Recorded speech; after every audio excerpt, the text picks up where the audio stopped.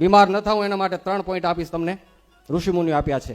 સૌથી પહેલા શરીરની બહારની વસ્તુ અને શરીરની અંદર જનારી વસ્તુનો થોડો વિભાગ કરી દઉં.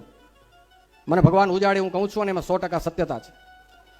તમારા કપડાં, તમારો મોબાઈલ, તમારી અનેક વસ્તુ બહાર શરીરને માટે ઉપયોગી, અને બીજી આપણા શરીરની અંદર જે વસ્તુ પધરાવી છે, આપણે 3 ટાઈમ ભોજન લઈએ છીએ.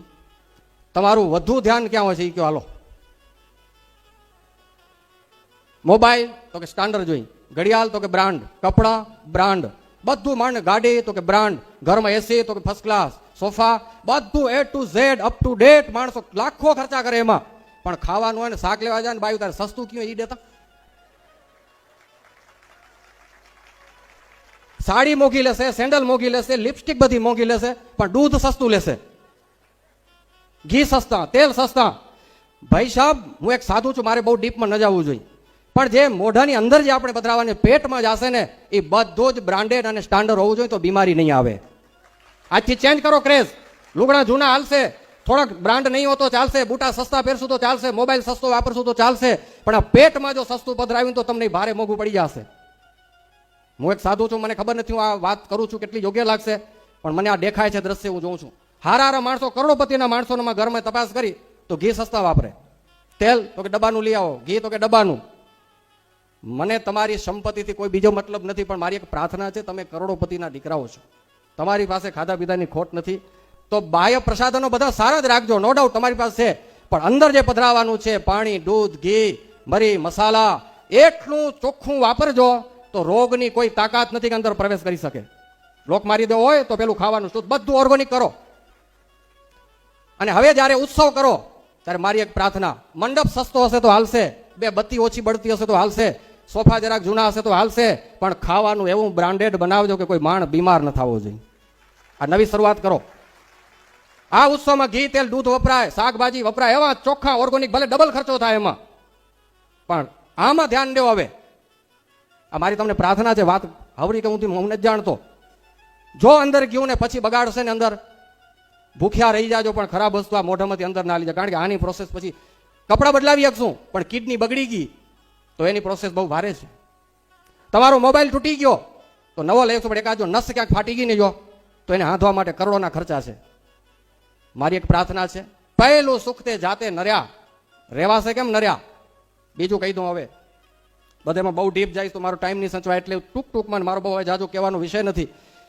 જાતે નર્યા રહેવા માટે એક તો ફૂડ ચોખ્ખા લેજો. બીજો પોઈન્ટ, આપણા જૂના ડોહાઓ બધાએ એને ખાવાનું ઓછું હતું ને એક્સરસાઇઝ જાજી હતી. હવે આપણું ખાવાનું જાજુ થઈ ગયું ને એક્સરસાઇઝ ઓછી થઈ ગઈ. એમ રાઈટ ઓર રોંગ?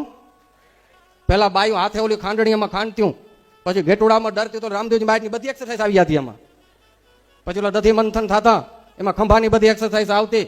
પછી આપણી ઓલી બેસ્ટમાં બેસ્ટ સાયકલ, ગુડાની બધી એક્સરસાઇઝ થઈ જતી. એ સાયકલ ગઈ, એ ઘણા છાસ કરવાના મંથનીયા ગયા, રોટલા મહડવાના ગયા, અને ખાવાનું તો કે બધું કાજુ બદામ ને પિસ્તા, અને પછી કે ડોણા મોટા થઈ જાય.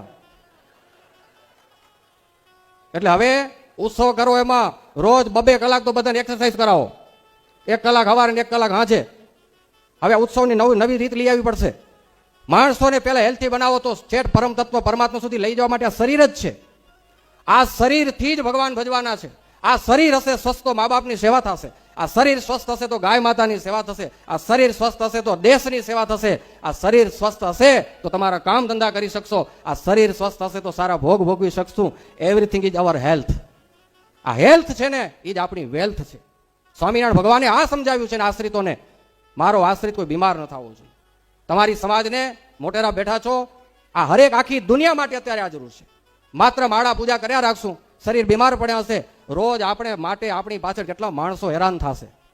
જન્મ્યા ત્યારે જેવું ચોખ્ખું શરીર હતું ને, લાકડામાં પડે ત્યાં સુધી એવું ને એવું ચોખ્ખું રહેવું જોઈએ. આપણે આવા પ્રયાસ આપણા હાથની વાત. અને આપણે ખાઈ ખાઈને શરીર બગાડી રહ્યા, ખાવાની છૂટી છે. જો અમારે એક સાધુ કહેતા હતા, પહેલું પૈસા પાછળ શરીર બગાડ્યું, પૈસા કમાવા માટે શરીર બગાડ્યું, પછી શરીરને રિપેર કરવા માટે પૈસા બગાડવાના. ચક્કર થઈ ગયો પૂરો. પૈસા કમાવાના ચક્કરમાં શરીર ખોયું. કમાવો પડશે, પૈસા દોડવું પડશે, પણ બહુ હેલ્થનું ધ્યાન રાખો. ટાઈમ ઉપર આરામ, ટાઈમ ઉપર ખાઈ લેવાનું, કેવું ખાવું, કેટલું ખાવું અને ક્યારે ખાવું, જેટલું છે એટલું બધું આપણા માટે નથી. અહીંયા તો બધું બનશે, પણ અહીં ઓલો ઘણા કે એ ભાઈ મારો પ્રેમ એ ખા ખા પ્રેમ એ, અને કહી દો ભાઈ તારો પ્રેમ હે પણ પેટ મારું એ કઈ.